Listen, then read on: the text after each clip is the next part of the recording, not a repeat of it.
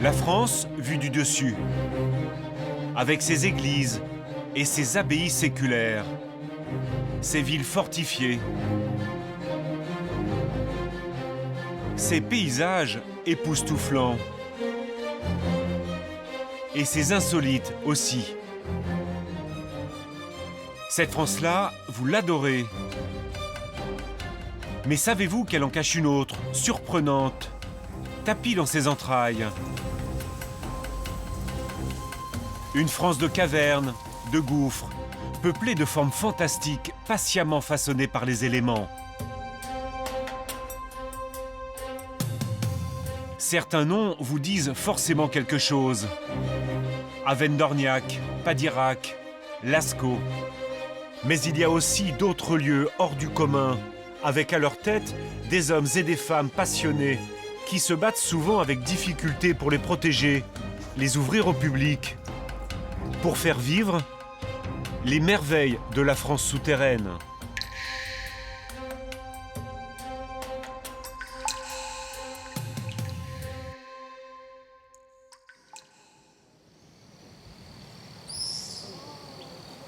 Notre voyage en France profonde commence à Padirac, dans le Lot. Donc, quelques groupes aujourd'hui, pas beaucoup. Un à 9h30, un à 10h, un à 10h15, un à 10h30. Il est 9h du matin. Coralie, chef d'équipe, démarre une nouvelle journée. Voilà. Et sur ce, je vous souhaite une bonne journée. Merci. À plus tard. 150 employés travaillent sur le site en pleine saison. Et ceux-là vont passer la journée 100 mètres sous terre. Allez, on descend. Car Padirac, c'est d'abord cet immense gouffre de 35 mètres de diamètre. Pendant des siècles, les paysans y voyaient une porte de l'enfer, gardée par des démons. Personne n'osait y pénétrer. Des légendes qui n'effraient plus personne aujourd'hui. Bonjour. Bonjour, 2 entrées adultes. Alors, 2 adultes, donc ça nous fait 24, s'il vous plaît. Surtout pas les touristes pressés de découvrir un des sites les plus spectaculaires de la France souterraine. Bonjour, messieurs, dames. Alors, je vous laisse descendre ici sur le marchepied. Tenez-vous bien à la rambarde. Ensuite, Et ça commence par une balade en barque, avec pour guide Coralie, la chef d'équipe. Allez, on garde bien les mains, les vêtements dans le bateau et on part sur les traces de monsieur Édouard Alfred Martel, premier explorateur de la rivière souterraine en 1889. Édouard Alfred Martel, un génie méconnu. Il est le père de la spéléologie moderne, découvreur de nombreuses cavités en France. C'est donc lui qui explore Padirac pour la première fois et qui l'ouvre au public, marquant ainsi des générations de visiteurs. En général, quand c'est pas la première fois qu'ils viennent, s'ils sont déjà venus, la chose dont ils se souviennent le plus, c'est la barque. La rivière, la barque. Je pense que c'est vraiment l'atout de Padirac, le côté un peu gondole à Venise, sans les chanteurs, mais ça leur plaît beaucoup. Et après, quand ils arrivent au niveau du lac supérieur, dans la salle du Grand Dôme aussi, ils en prennent plein les yeux. Ils s'attendent pas à ce que ce soit aussi grand. C'est grand et c'est inattendu. Du coup, un siècle après Martel, la rivière de Padirac a pris des airs d'autoroute souterraine.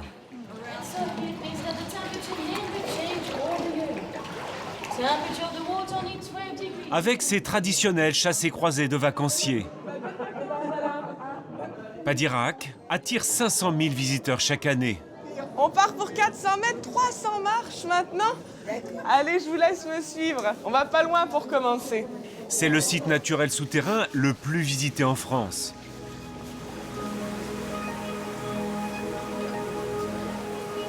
Un gouffre, c'était un barrage stalagmitique naturel. N'hésitez pas à lever les yeux, messieurs, dames, pour regarder le décor qui se trouve au-dessus de vous.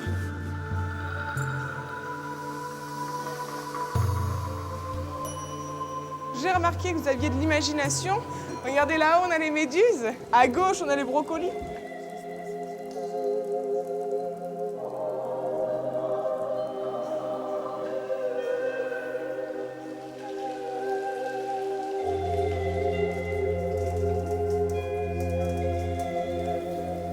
Nous nous trouvons ici au niveau du lac supérieur. Ah, ça claque, hein?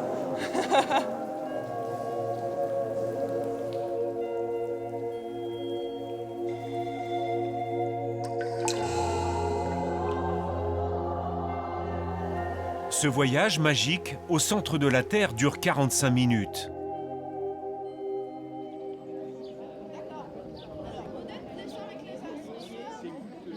Le tourisme souterrain est né à Padirac. Et aujourd'hui, la société privée qui exploite le site génère l'un des plus gros chiffres d'affaires du secteur. Mais Laetitia de Ménibus, la patronne, veut faire encore mieux. Et elle compte beaucoup sur ses machines. Ah ouais, c'est vachement intéressant. Ils sont très créatifs. Hein. Vous pouvez choisir une autre date avec le calendrier de la saison. Comme ça, vous organisez en toute Je peux aller jusqu'à la fin de la saison. transparence. Donc, je peux prendre la visite. L'objectif, c'est de gérer au mieux le flux des visiteurs afin que l'attente soit la plus courte possible. Chez nous, ça bouleverse pas mal de processus d'accueil, dans le bon sens. Mais du coup, ça a beaucoup plus d'impact qu'on imagine. Ça a l'air idiot comme ça, allez hop, on a mis 2 machines. C'est bien plus compliqué que ça quand même. Parce que c'est un site qui a une vieille histoire, c'est ça? Non, parce que c'est aussi un site qui a des contraintes. J'ai l'habitude de dire on est la Tour Eiffel à l'envers, avec un petit peu moins de visiteurs quand même. Mais on a une contrainte physique des lieux, c'est-à-dire le lieu n'est pas extensible. Impossible d'agrandir en dessous. En revanche, au-dessus, Laetitia fourmille d'idées pour retenir cette clientèle de passage. Le restaurant a déjà été rénové, ça, c'est pour le couvert. Quant au gîte, Laetitia a tout prévu. Bon alors Renaud, l'acquisition de foncier la récente, c'est le terrain qui est en bas là. Ça commence à partir du panneau. On peut imaginer des choses. Padirac est une poule aux œufs d'or. Laetitia veut acheter ces terrains pour construire au plus vite et doubler ainsi d'éventuels concurrents. Non, il ne s'agit pas de bétonner, il s'agit de faire des choses extrêmement légères qu'on peut enlever. 130 ans plus tôt, Martel déjà avait compris qu'il fallait acheter les terrains autour de la grotte. Martel, lui, à l'époque, c'était génial. Il a réussi à acheter les terrains autour du gouffre de Padirac en travaillant avec sa boussole, en prenant des mesures, son petit carnet, son petit crayon, et il regardait quelle parcelle était intéressante, enfin, surtout pour trouver les correspondances entre le sous-sol et le sol. Il n'était pas connu, il était stringé, et c'était l'homme qui voyageait au fond des trous. Et pour arriver à gagner la confiance des propriétaires de terrain, à l'époque des paysans, il avait mis dans le coup l'abbé Laroussille. Dans les histoires de grottes, il y a toujours une histoire d'abbé. Souvent l'abbé n'est pas loin, c'est le sachant dans le village, celui qui détient tous les secrets, la confesse, qui a le savoir, la culture. Souvent c'était l'instituteur aussi, donc on a confiance en lui. Et s'il dit il faut vendre le terrain, ben, on le vend. Avec l'achat de ce nouveau terrain, Laetitia espère que Padirac restera le site numéro 1 de la France souterraine. Aujourd'hui, plus d'une centaine de cavités, gouffres ou avennes sont ouverts au public. Les 3/4 sont privés. Un patrimoine et une passion qui se lèguent le plus souvent par héritage. Au point que certains sont prêts à renoncer à leur carrière professionnelle pour assumer la succession.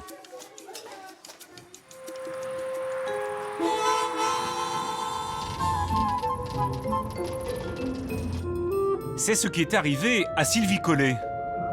Il y a 2 ans, elle raccroche sa blouse d'institutrice pour reprendre la grotte familiale. Nous sommes près de Villeneuve-sur-Lot. Et ce jour-là, avec son père Michel, une opération cruciale se prépare.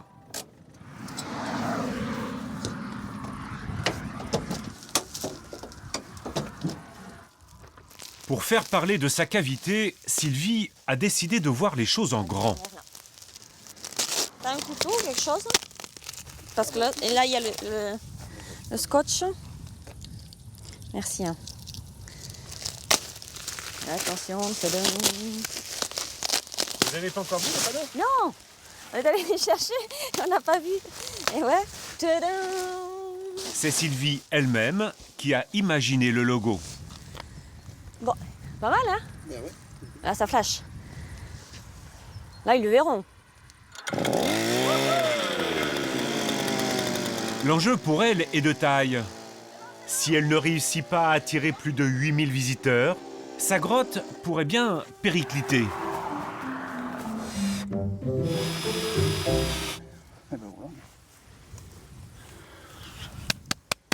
Mais quelle équipe de choc!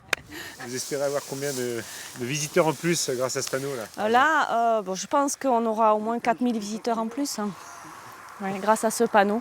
Donc on a mis 3 x 4, 12. Voilà. C'est bon. Là, ça va être une belle année, je crois. Non, je ne sais pas, honnêtement. Je ne peux pas dire combien de visiteurs il y aura en plus. Mais bon, déjà, il y a une belle signalisation. Les gens, quand ils vont arriver, voilà, ce sera plus simple pour eux et ce sera clair. Et puis, les gens qui sont de passage, voilà, ça peut leur donner envie de venir, de savoir qu'il y a une grotte pas loin.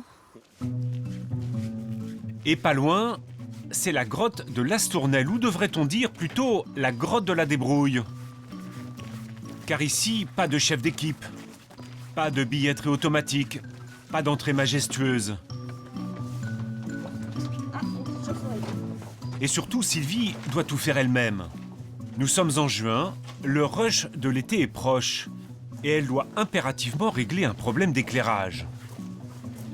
On a changé quelques lumières qui n'allaient pas de l'autre côté, juste à côté. Et maintenant, ce côté-là fait sombre. Donc voilà, on est en train de changer ça. Voilà. Pour l'électricité, elle peut compter sur l'aide de son père qui a appris sur le tas, notamment les jeux de lumière. Ouais, je pense que là, c'est le mieux. Eh bien, parce qu'après... Là, ça fait trop... Ouais, je crois que ça non, écrase trop je cette... pense que là, il y a un petit recoin pour mettre le piquet, là. Ouais, il y a quelque chose de merveilleux hein, quand on la regarde comme ça, tous ces scintillements. C'est féerique. Et pour s'offrir la féerie, Sylvie avait bien pensé faire appel à un spécialiste. Mais le devis l'a très vite refroidi.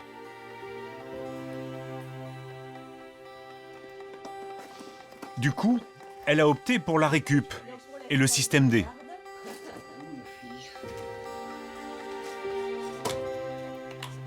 On a pris l'habitude de se débrouiller.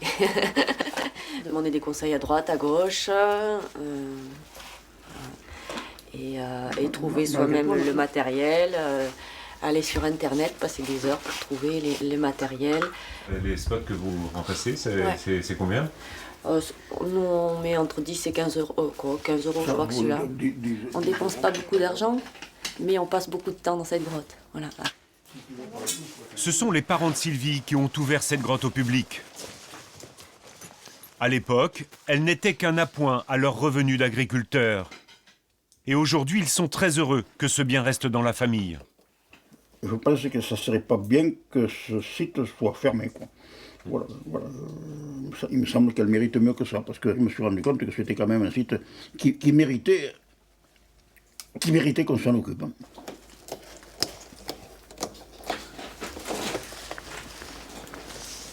Ouhou. Ah, quand on arrive l'escalier, là, quand on monte l'escalier, qu'on arrive dans cette grande salle, du fond, on va voir là, la grande scintillée de loin, je pense.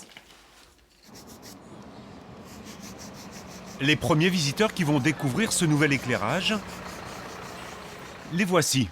Bonjour tout le monde. C'est parti? C'est parti. On y va? On a 1 heure de marche pour aller jusqu'à la grotte. C'est bon, vous êtes bien chaussés, hein? Oui, 1 heure de marche. Ouais. Ah ben oui. Les grottes, ça se trouve pas comme ça à côté, hein. Dans la grotte, j'ai oublié de vous dire avant de rentrer, il y a un petit... Est-ce qu'il y a des Il y a un troll. Oui, les trolls. Un troll. Les trolls, c'est les méchants, Les scolaires, un public que Sylvie choisit particulièrement. C'est la majorité de ses visiteurs. Faites attention aux trolls qui ne vous volent pas le trésor.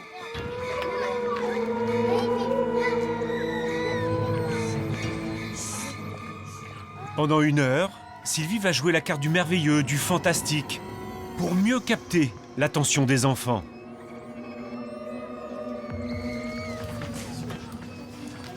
Les stalagmites montent et les stalactites tombent. Mythe, on attend le me de monter. On est d'accord? Stalagmite monte, stalactite tombe.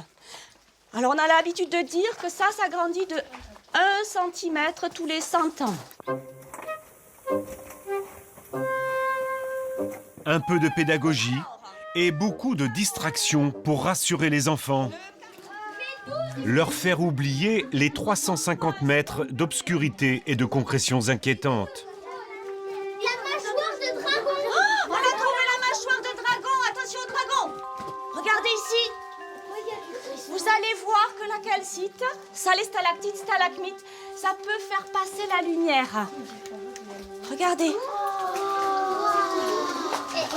Sur ces groupes-là, vous pourriez vivre? En juin, c'est difficile. Voilà, parce qu'en juin, on a très peu de touristes. Donc, presque tous les jours, on a des scolaires. Donc, ça nous permet, voilà, économiquement, c'est intéressant. À 250 € la matinée, les sorties scolaires sont une vraie bouffée d'air frais pour les caisses de la Stournelle. Alors, quand les stalactites et les stalagmites se rejoignent, ça fait des colonnes. Mais Sylvie rêve de plus grand pour sa grotte. Pour cela, elle mise sur d'autres explorateurs. Pas vraiment en herbe, cela. Donc il faut deux au fond, un binôme. Avec ses spéléologues venus d'Agen, elle va tenter de percer ce mur, car elle en est certaine, de nouvelles salles se cachent derrière cet orifice. L'espoir peut-être de décrocher le jackpot. Un nouveau Lascaux, ce serait bien, non? Non, j'attends même pas Lascaux. Bon, là, ici, il n'y a pas eu de reste préhistorique. Hein. L'homme préhistorique n'est jamais venu. Mais une continuité, oui, parce que la logique, on a quand même un volume ici. Donc, la logique, c'est que ça continue ce volume plus loin, quoi. Donc, de nouvelles salles, de nouvelles concrétions. Ah, je crois que tu peux y aller. Tu vas en même temps aider peut-être pour... Mais l'affaire est loin d'être gagnée. Car avant, il faut mettre la main à la glaise.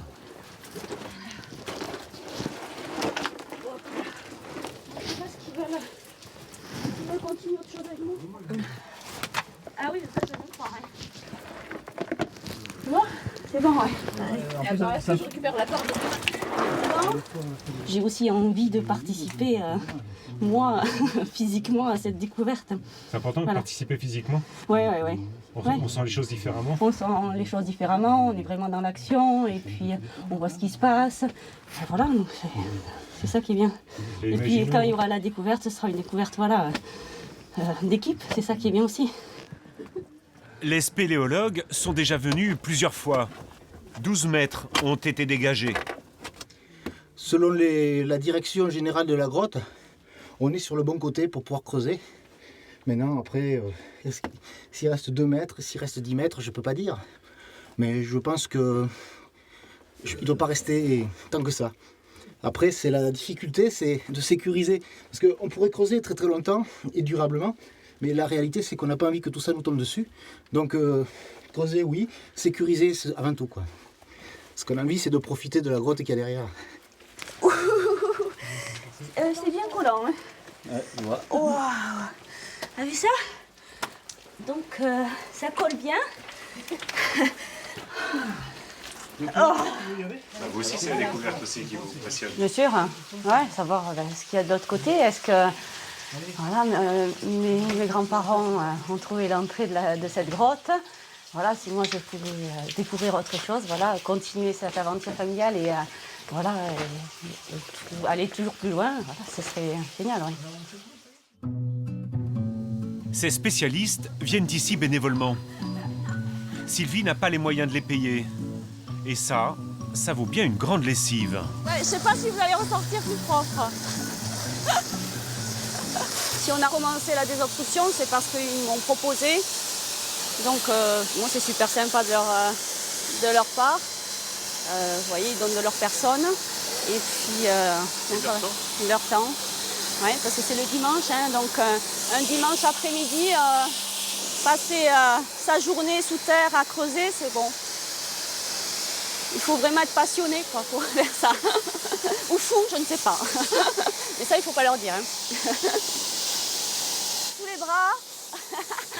Fous ou passionnés, tous attendent avec impatience le jour de la grande découverte.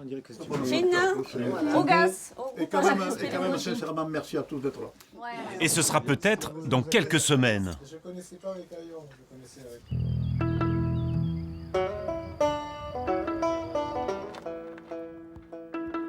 Certains creusent pour découvrir des grottes. D'autres prennent de la hauteur.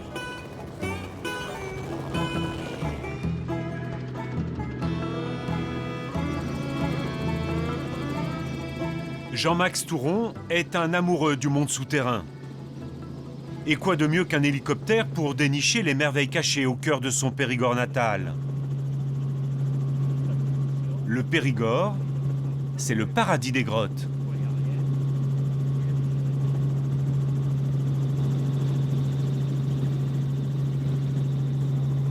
Ah, voilà des grottes qu'on ne peut pas voir du sol. Des grandes failles là. Vous ne pouvez pas la voir du sol. Et regardez cette grotte. Regardez celle-là. Vous l'avez vue? Magnifique. Regardez cette terrasse. Regardez celle-là. Une autre terrasse là. Vous n'imaginez pas tout ce que j'ai pu découvrir depuis l'hélicoptère. En falaise, en abri et grotte. À condition de passer parallèlement aux falaises, avec un angle de 20 à 30 degrés, on plonge directement et on évite le rideau d'arbres qui nous masque souvent la vue sur ces cavités. Oui, il y a une vraie technique, quoi, du chercheur de grotte. Oui, ça. Chercheur de grotte, oui, c'est assez imagé. Ce jour-là, Jean-Max survole les rives de la Dordogne, à la recherche d'éventuels indices. Et au bout d'une petite heure... Vous voyez là, on a une série de buttes, de collines un peu en pyramide. Et là c'est sûr, là ça sent bon la grotte. Il y a le flair. Ensuite, bien sûr, il faut aller vérifier sur place. Et les gars, vous en trouverez des mecs qui vous posent comme ça.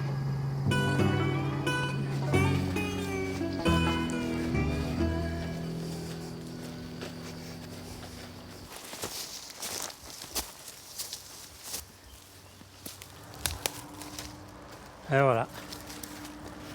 Là, il y a une coulée. Il y a une coulée. Il y a des blocs. Bingo! Jean-Max avait vu juste. Vous voyez, c'est une grotte. Il faut venir avec quelques petits piochons et puis faire un passage d'homme. Et après, ça peut être un monde. Un monde à découvrir en observant la nature, tout simplement. Et pour ceux que l'aventure tente, voici le conseil du spécialiste.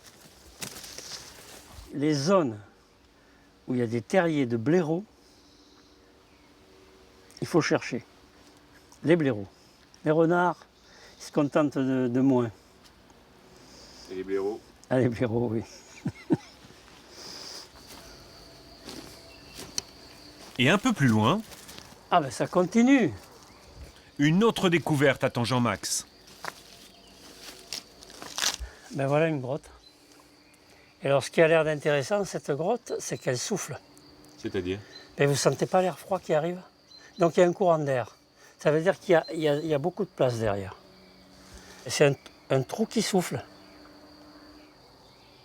Si vous me faites la courte échelle, j'y monte. Ok Jean-Max, on vous prend au mot. Encore? Au fait, on ne vous a pas dit. Le chercheur de grotte a 72 ans. Attends, me lâche pas. Là. C'est bon? Ouais. Ah, c'est grand, hein? Visiblement, des hommes ont vécu ici depuis la préhistoire. Ils sont venus. Ils ont fortifié la grotte. Bon, là, des aménagements de confort, il n'y en a pas parce qu'il y a des banquettes pour pouvoir poser des objets un peu partout. Voilà. Il y a des banquettes naturelles, mais c'est surtout ici. Vous voyez, ça a été retaillé. La poutre venait jusque là s'encastrer. Et ensuite, ici, de ce côté, on voit qu'il y en avait une autre.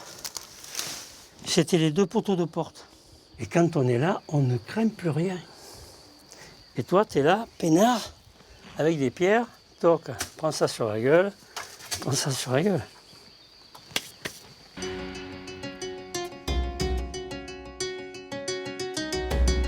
Dans le Périgord, Jean-Max est propriétaire de châteaux troglodytiques, d'abris préhistoriques et de grottes naturelles. Une collection de 14 sites dont une dizaine est ouverte au public.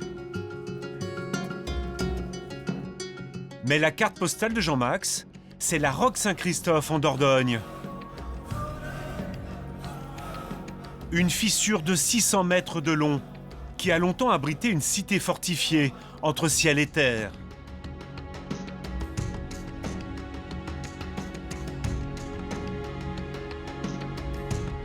Tout commence il y a 55 000 ans.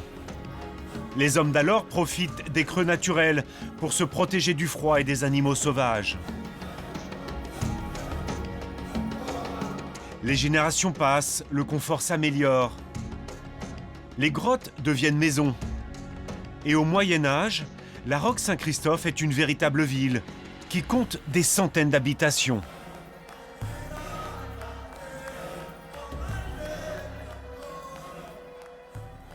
Ils ont aménagé des maisons sur les terrasses. C'est-à-dire que tous ces trous que vous voyez partout, à bonne hauteur, ce sont des trous de boules. Hein. C'est-à-dire on mettait des poutres. Les poutres avançaient comme ça sur la terrasse. Et au fond, il y avait des palissades ou des murailles. Vous pouvez avoir un trou qui a été fait au Xe siècle. Et puis un autre qui a été fait au XVe. Ils sont là. En fait, ici, c'est la roche qui parle. Voilà. Mais elle pose pas mal d'énigmes. Combien d'habitants vivaient ici? Comment cette cité était-elle dirigée? Beaucoup de mystères demeurent. Comment surtout a-t-elle pu tomber dans l'oubli pendant 400 ans après sa destruction en 1588? C'est volontaire qu'on a laissé un peu de végétation pour démontrer comment était la falaise lors de sa redécouverte. C'est-à-dire que tout était enfoui sous une végétation assez dense et, si vous voulez, une espèce de Machu Picchu. C'est-à-dire que pendant 400 ans, ce fort et cette cité ont été abandonnés. Et pendant 400 ans, la végétation a repris ses droits et au point que tout avait été oublié. On savait par des textes anciens qu'il y avait une forteresse, mais on l'a située sur le sommet de la falaise, ce qui paraissait logique. Or, elle est sur la façade, sur les 5 étages. C'est le père de Jean-Max qui retrouve en 1938 cette cité perdue. Il met la roche à nu, aménage le site et l'ouvre au public. Depuis, cette page d'histoire est devenue une passion familiale. On le lit, le rocher. Je comprends tout de suite ce qui s'est passé dans cette falaise. Pour moi, c'est évident. Vous n'avez pas 1 mètre carré de cette falaise qui n'ait pas subi des modifications. Pas 1 mètre carré. Entièrement, ça a été excavé. 180 000 visiteurs s'étonnent ici chaque année. La Roque Saint-Christophe est le 3e plus grand site troglodytique du monde. Mais vous n'avez encore rien vu. À quelques kilomètres de là, Jean-Max nous emmène découvrir une de ces pépites encore plus exceptionnelles. Et on arrive où, là? On arrive à la grotte. Du sorcier. C'est la grotte du sorcier, ici. La grotte du sorcier, c'est son Lascaux à lui. Comme sa prestigieuse voisine, elle est inscrite sur la liste du patrimoine mondial de l'UNESCO. Car elle abrite des chefs-d'œuvre de la préhistoire.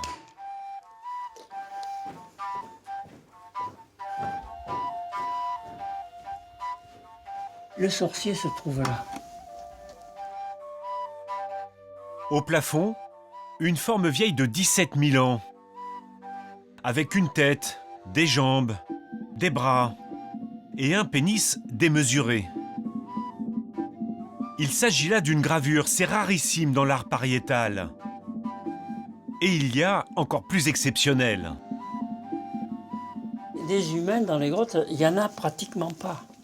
Il en existe une dizaine dans les grottes. Du monde. Enfin, du monde de cette période. Du monde préhistorique. C'est pour cette valeur historique que vous avez acheté cette grotte il y a quelques années? Disons que cette grotte est arrivée à la vente et j'ai eu l'impression que, en faisant cette acquisition, j'achetais un morceau d'éternité. Voilà, une valeur éternelle. Mais finalement, l'éternité ne dure qu'un temps. Car Jean-Max a changé d'avis. Il y a ici un bouchon d'argile. Et lorsque je l'ai acheté, je voulais surtout faire sauter ce bouchon d'argile pour aller voir plus loin. Or, je n'ai pas d'autorisation et ça, je ne l'aurai jamais. Donc, dans ces conditions, cette grotte, je vais peut-être m'en séparer.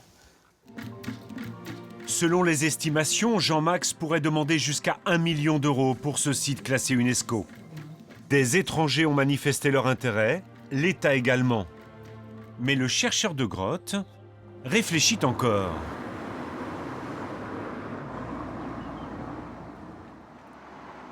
Retour près de Villeneuve-sur-Lot. 3 mois ont passé, et malgré ses efforts, Sylvie n'a pas réussi à ouvrir le passage dans sa cavité. Alors, à quoi ça ressemble? Du coup, la propriétaire a décidé d'employer les grands moyens. Dis donc, qu'est-ce que c'est que tout ça? Le radar, donc le radar, Ouais. c'est l'appareil qui est ici, c'est Ouais. l'unité centrale qui a un écran qui va permettre de visualiser le signal radar en temps réel. Ok. Et on le raccorde à une antenne. Donc on a une antenne de 400 MHz qui permet d'aller de 2-3 mètres de profondeur. Elle a fait appel à Christophe, qui dirige une société d'imagerie souterraine. Après, Une antenne ici. Car les spéléologues ont dû s'arrêter de creuser pour des raisons de sécurité. Des émanations de gaz les empêchaient de progresser. donc c'est plutôt par là-bas. Du coup, les antennes radar vont permettre de sonder le sous-sol pour savoir si oui ou non une cavité s'y cache. L'enjeu est capital pour Sylvie. Agrandir sa grotte lui permettrait d'attirer plus de visiteurs. C'est incroyable ces appareils. Je vais faire des jaloux, hein. Je vais faire des jaloux. Tout le monde va vouloir le même appareil. Comment ça se fait que vous n'avez pas pensé à faire ça avant, Sylvie? Ben, c'est le hasard des connaissances, des rencontres. Ouais, voilà, ouais. Et là, bon, j'ai eu la chance de rencontrer Christophe, qui était très emballé par ce projet. Donc c'était super. Ah bah oui, parce que voilà, sinon honnêtement, je pourrais pas me le permettre, parce que c'est un matériel qui coûte très cher. Donc voilà, c'est super sympa, effectivement. Premier passage, Alors premiers espoirs. Il y a du Ah, on a des choses là. Eh oui, il y a quelque chose. bah, Ah Ça y est, on a embauché une nouvelle radariste. Tu vas pouvoir partir. Là, ici, on dirait. Mais ce n'est pas si simple. L'exploration des entrailles doit reprendre. Eh, vas-y.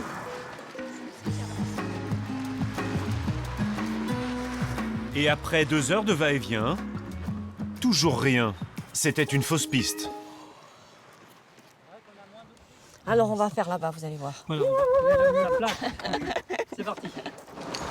Le problème, une couche d'argile semble empêcher tout sondage au-delà de 5 mètres. Et si on essaie dans un autre endroit?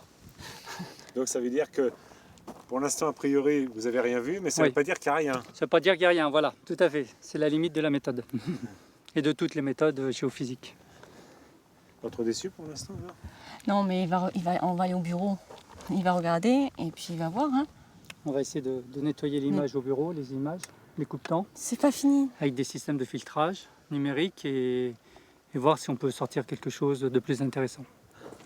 Au bout du compte, il n'y aura pas mieux. Mais Sylvie garde tout de même espoir. Pour elle, c'est certain, sous ses pieds, il y a une grotte qui reste pour l'instant inaccessible. Mais je crois que comme les équipes ont changé... Ailleurs, le problème n'est pas vraiment d'agrandir la cavité, mais plutôt de se faire connaître. Nous sommes à Saint-Engrâce, dans une vallée perdue au fond du Pays Basque. 30. Ce matin, petit événement. Bonjour. Une pléiade de journalistes de la presse locale et nationale est là. Ça, c'est bon. Qui c'est qui est de l'AFP, là? Vous venez? On va... Pour faire parler de sa grotte, Jean-François Godard a décidé d'organiser un record du monde, plutôt insolite. Vous êtes combien de France 3 2? Donc juste quelques mots, parce qu'évidemment la grotte, on le dit aux visiteurs, ben, elle n'est pas ici, hein. Il faut monter à 1050 mètres d'altitude. Couvrez-vous bien, hein. Je ne sais pas combien de temps ça va durer. Vous avez des questions? Ben, s'il n'y a pas de questions, on y va. Ouais. Vous êtes content, il y a un peu de monde hein? Ah ben oui, je sens qu'il y a une écoute de notre petit événement, donc ça fait toujours plaisir, voilà. Et ça va peut-être monter encore un peu plus, voilà. Non mais c'est très bien, on y va, allez. Jean-François est spéléologue et patron de la Verna, l'une des plus grandes grottes du monde. Et pourtant, elle n'a ouvert au public qu'il y a 6 ans seulement. Alors un peu de com', ça ne peut pas faire de mal. De toute façon, il faut utiliser tous les moyens possibles, tout en gardant notre âme pour la faire connaître, hein. Elle est connue du monde, du milieu des spéléologues depuis les années de sa découverte en 1950. Mais pour le grand public, voilà, on a encore pas mal de travail à faire pour augmenter notre notoriété et amener un peu plus de monde dans la salle de la Verna. Pour faire venir du monde, il faudra peut-être penser aussi à élargir la route cimentée, seule voie d'accès au site. Aujourd'hui, la Verna attire 13 000 visiteurs par an, tout juste assez pour équilibrer les comptes. Bon, ok. Ben, bon, mais moi, je ferme la marche, d'accord? Ah oui, effectivement.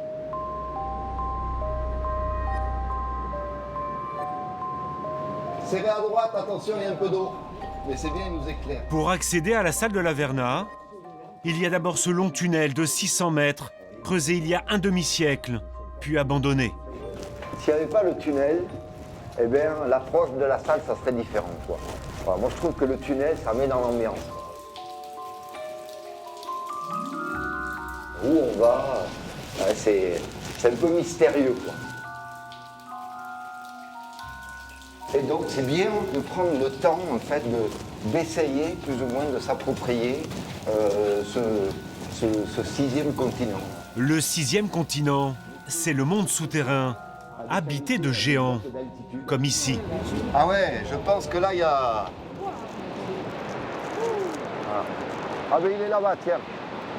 La Verna fait 245 mètres de diamètre. 200 mètres de haut. C'est pour ça que ça sort de l'ordre d'ordinaire. C'est un immense vide au cœur de la montagne. Ah, il y a une belle cascade, vous avez vu?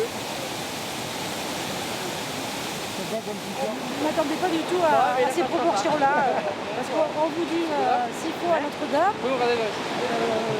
que la salle La Verna fait 6 fois à Notre-Dame, mais tant qu'on ne la voit pas, on n'arrive pas à comprendre l'immensité.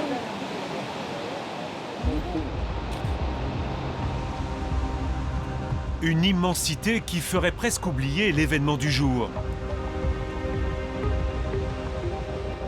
Le temps d'un week-end, 4 funambules vont tenter de traverser la plus longue ligne du monde en intérieur.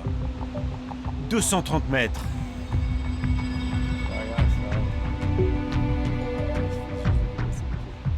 Pour l'instant, les tentatives sont vaines.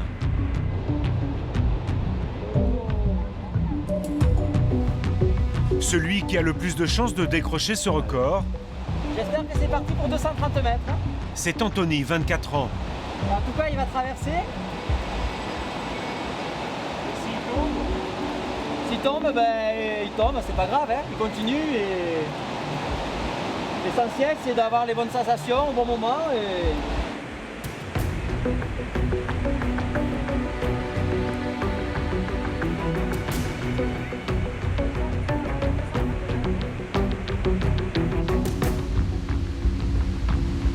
Allez, allez.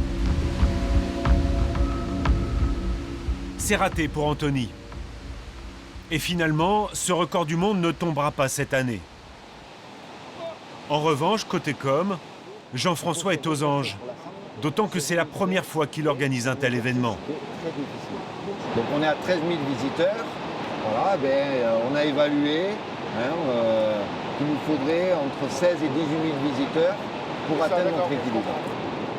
18 000 visiteurs par an, c'est loin d'être gagné. Tenez, ce jour-là, l'événement n'a attiré qu'une centaine de spectateurs. Et un journaliste a son explication. Faire venir les gens ici, c'est compliqué, quoi. Alors, ils préfèrent se dorer la pilule à Biarritz que venir se peler les miches dans la grotte de Saint-Angras.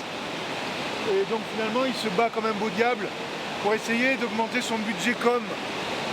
Lui, il croit qu'en faisant de la communication, ça va lui faire venir des gens. Moi, j'en suis pas persuadé.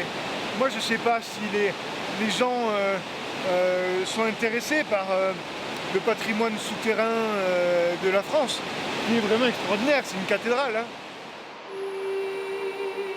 L'écho médiatique du record du monde attirera-t-il plus de fidèles à l'Averna? Nous reviendrons à la fin de la saison touristique. D'ici là, Jean-François continuera de prêcher la bonne parole, et c'est l'essentiel pour lui. J'ai l'impression qu'elle a une âme, cette salle. Alors, je ne sais pas si c'est le bruit de l'eau qui peut varier, l'arrivée des infiltrations au plafond qui sont aussi différentes. Tous les jours, cette salle est différente. Il n'y a pas de stalactite ici, il n'y a pas de stalagmite, il n'y a pas de colonne. On voit le côté hors norme de la salle et on essaye de faire ressentir aux visiteurs l'ambiance des spéléos d'exploration quand en 1953 ils ont découvert la salle de l'Averna. À chacun son paradis. Voilà. Moi, j'ai trouvé le mien ici.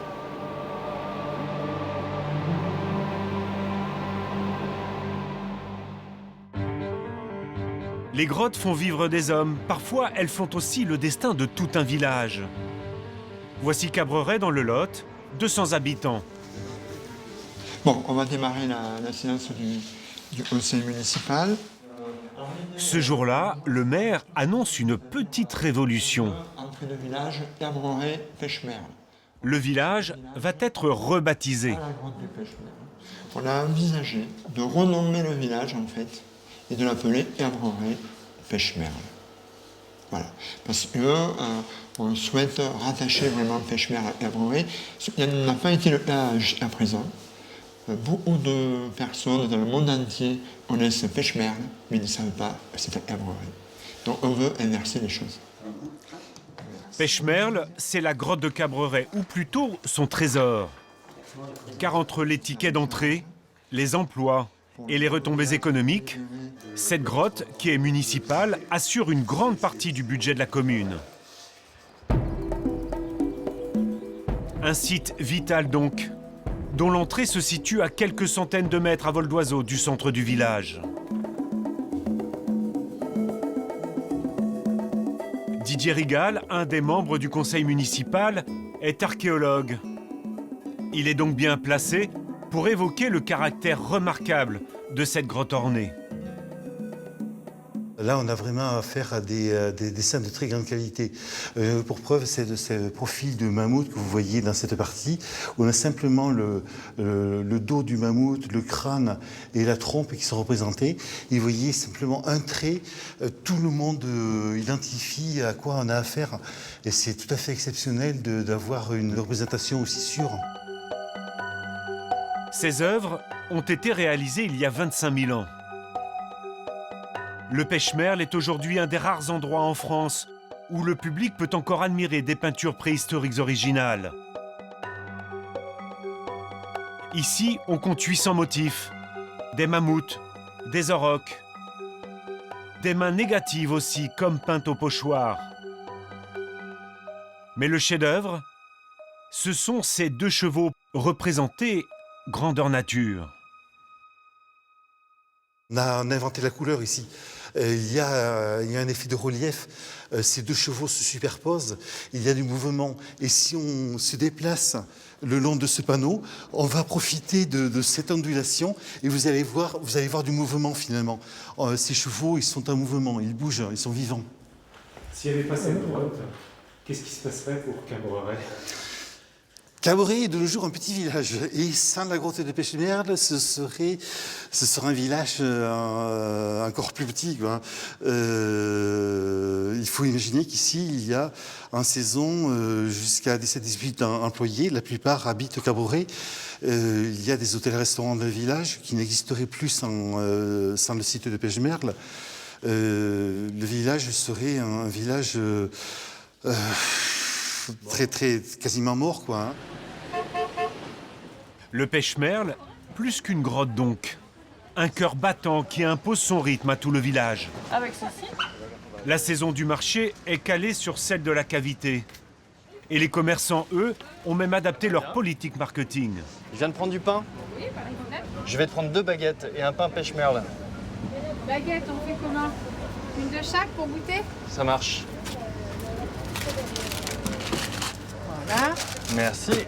Et le pain Pêche-Merle avec des noix. Vous avez même donné le nom de la grotte au pain. Voilà, et j'ai même fait la main dessus. On a tout le temps des compliments sur le pain.